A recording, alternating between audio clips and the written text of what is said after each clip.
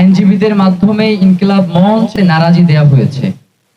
তো আপনাদেরকে নারাজি দেওয়ার পূর্বে বেশ কিছু ঘটনার সিকোয়েন্স বলতে চাই, যাতে আপনারা পুরো ঘটনাকে একটা জায়গায় নিয়ে আসতে পারেন। প্রথমত, শহীদ শরীফ ওসমান হাদী, উনি গত বছর 28শে ডিসেম্বর 2024 উনি শাহবাগ থানায় একটা জিডি করেছিলেন।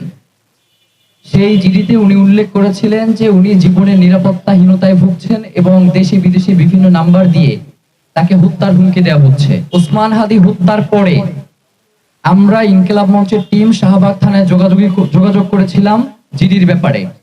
শাহবাগ থানা প্রথমে অস্বীকার করেছে যে শহীদ ওসমান হাদী শাহবাগ থানায় কোনো জিডি করে নাই। এরপরে আমরা বলেছি যে আমরা স্পষ্ট মনে আছে, কারণ ওসমান হাদীর সাথে আমি এবং জুমা সেই জিডি করতে গিয়েছিলাম। আমাদের মাসের নামটা মনে ছিল যে আমরা ডিসেম্বর মাসে এই জিডিটা করেছি। আমরা স্পেসিফিক ভাবে তাকে বলেছিলাম যে ডিসেম্বর মাসে আমাদের জিডিটা হয়েছে। তারা পুরো ডিসেম্বর মাস খুঁজেও কোনো জিডি পায় নাই। তো আল্লাহর অসীম রহমত যে আমাদের কাছে জিডির একটা কপি সংরক্ষণ করা ছিল। যখন আমরা এই জিডির কপি তাদের কাছে দেই, তখন তারা জিডির ব্যাপারে স্বীকার করে যে শাহবাগ থানায় একটা জিডি করা হয়েছে।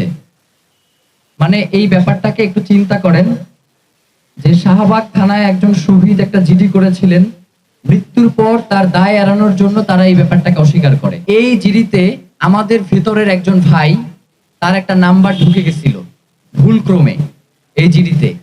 বিগত 1 বছর ধরে সে সেই নাম্বারটা ব্যবহার করছে ইনকোয়ারির জন্য।